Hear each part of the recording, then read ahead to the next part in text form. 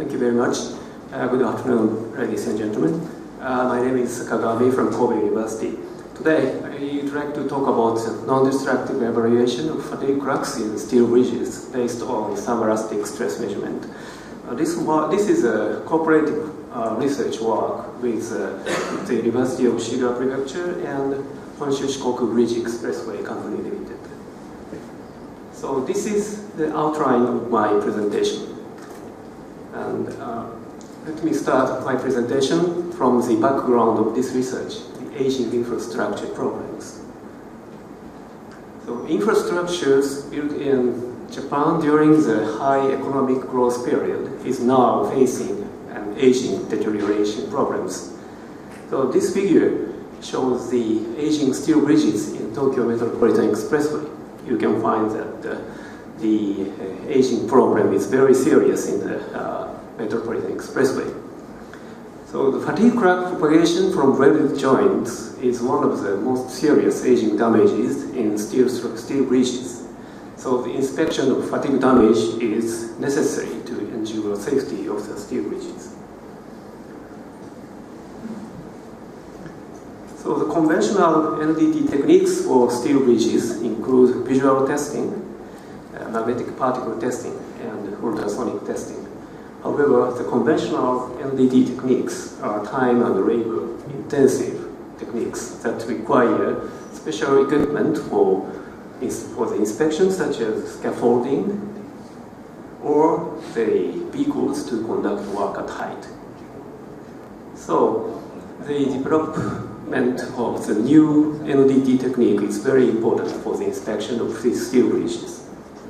So the requirements for bridge inspection are a remote technique and non-contact technique, full field technique.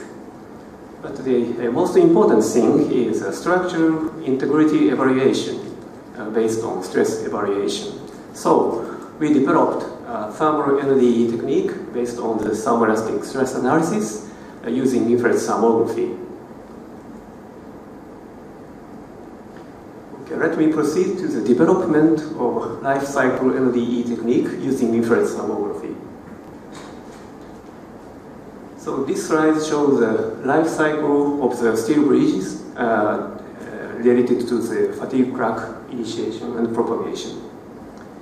So the details of the lifetime fatigue crack evaluation is in is my review paper in FEMS.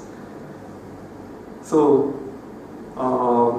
the before crack initiation, we have to predict crack initiation. So for the purpose of crack initiation prediction, we have developed dissipated energy measurement for the estimation of crack initiation point and also the evaluation of fatigue limit. So the details of this dissipated energy research, we are going to give one more presentation on Thursday entitled Fatigue Limit Estimation of Stainless Steels with New Dissipated Energy Data Analysis. So if you are interested in this topic, please join this session.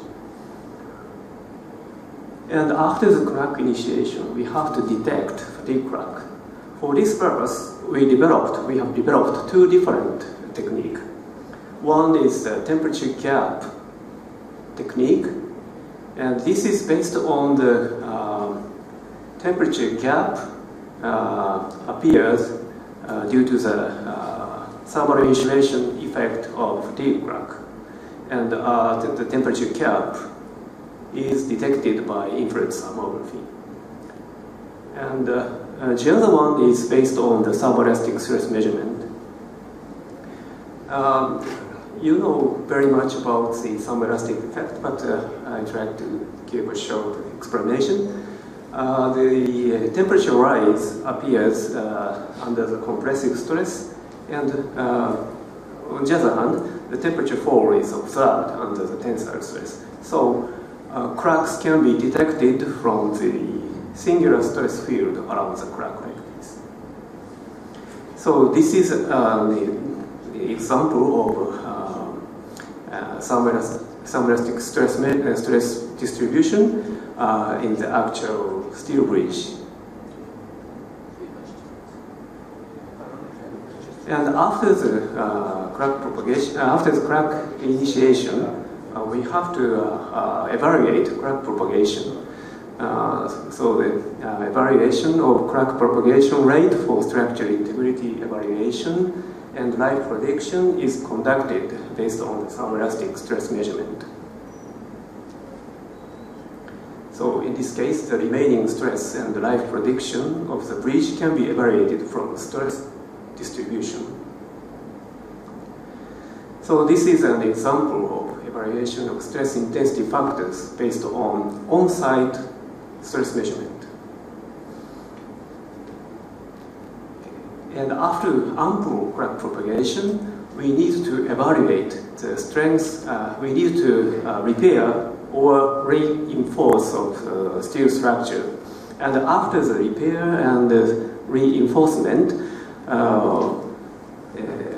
we evaluate the strength recovering by repair or reinforcement. So next, I'd like to show the thermoelasticity-based NDE for confirming stress severity reduction after the repair or reinforcement.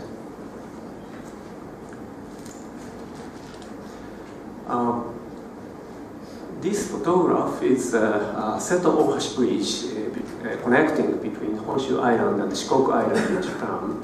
And fatigue cracks were found in the steel structural members of the cable stayed bridge in the Seto-Ohashi bridges at the 21st year inspection, like this.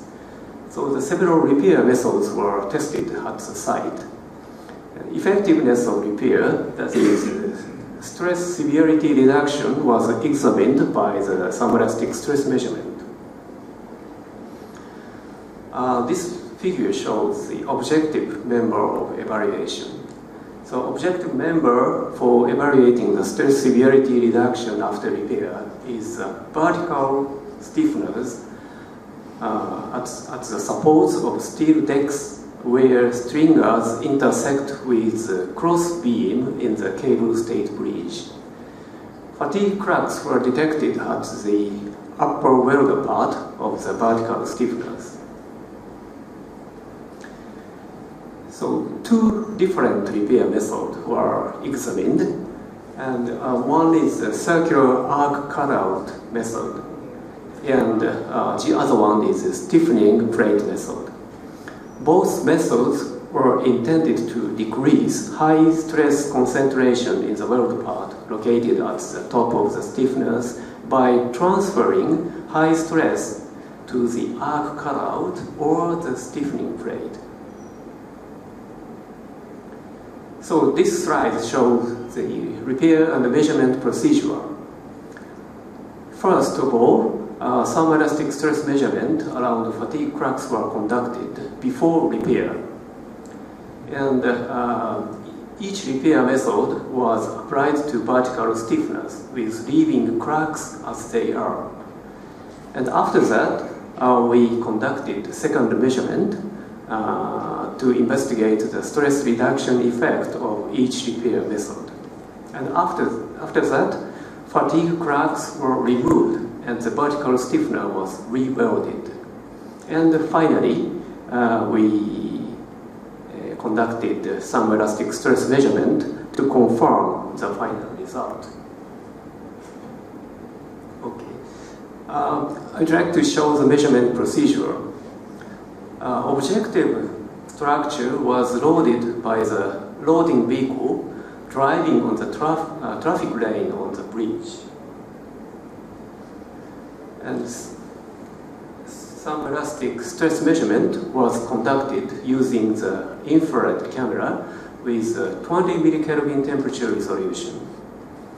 And this is a waveform of the thermoelastic temperature change during the passing of the loading vehicle.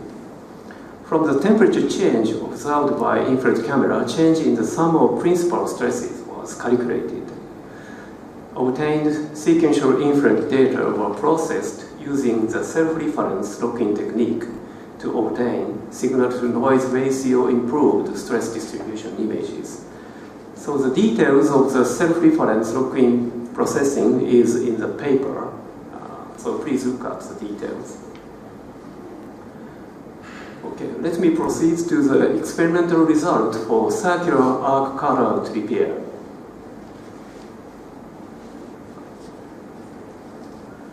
So this is stress distribution before the repair. So you can find high stress concentration at the crack tip. And after the repair, stress concentration is observed at the edge of circular arc. And some of the principal stresses, the value of some of the principal stresses was reduced by 50%. So this study clarified that the circular cutout repair method can transfer high stress concentration from the weld part at the top of the stiffener to the edge of circular arc where fatigue resistance is higher than weld part. This slide shows FEM stress result of FEM stress analysis for the circular arc cutout method. So in this case, again, you can find the high stress concentration point at the upper weld parts, and after the circular cutout, the high stress concentration area is moved to the edge of arc cutout. Let me proceed to the experimental result for stiffening plate repair. In this case, again, you can find the high stress concentration area around the crack tip here.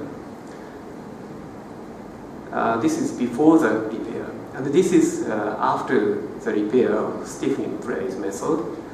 So in this case, high stress concentration at the crack tip was not decreased even after the repair work was applied. So the stiffening plate method did not transfer the high stress concentration from the top of the stiffener to the stiffening plate in this case. Okay, let me show the conclusions. This paper focused on the repair techniques for the members of steel bridge with fatigue cracks. Two different repair methods were examined. Effectiveness of repair, that is, the stress severity reduction, was confirmed using thermoelastic stress analysis. It was found that the stress concentration around the fatigue crack tip at the top of stiffener was mitigated by the circular arc cutout method. So it can be concluded that the thermoelastic stress analysis is effective for the evaluation of the effectiveness of repair works in the bridge maintenance. Thank you very much for your attention.